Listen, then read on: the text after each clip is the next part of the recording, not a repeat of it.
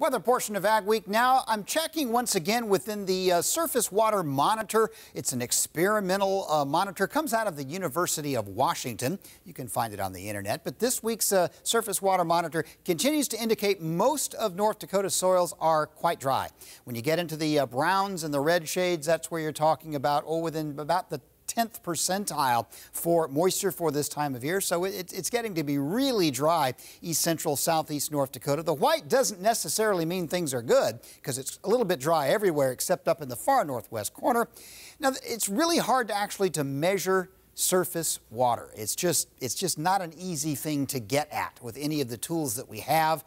And so this is an experimental model, but it does indicate a lot of green, a lot of wet soils down around Sioux Falls, northwest Iowa, where that snowpack went all winter long. They kept getting snows. If you're interested in the Corn Belt, most of it a little dry again, especially the eastern edge, Ohio in particular, quite dry. Get back into Iowa, it's quite wet, and then up in our direction, the Dakotas, north of Sioux Falls, it's fairly dry once again. So the question is, are we going to change that? I doubt it.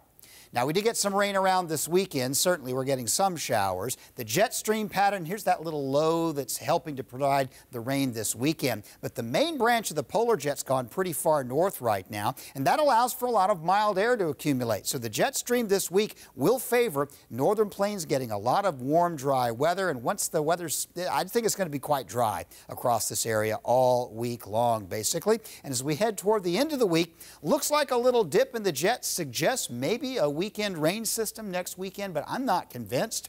I think this thing may kind of slip around us, and I just don't see it getting a lot of rain into the northern plains in the near future. Let's take a look at the forecasts. This week, well, I think the next weather system will approach, bring some rain into California, and instead of just moving up into our region, it'll likely produce another round of storms in the south, rain, and eventually turning into snow, but kind of leveling off and stalling out before it really gets into much of the northern plains. Likely to get some moisture around Sioux Falls, but north of there it will get less and less. Pacific Coast rains, that's actually continuing to be good news down there.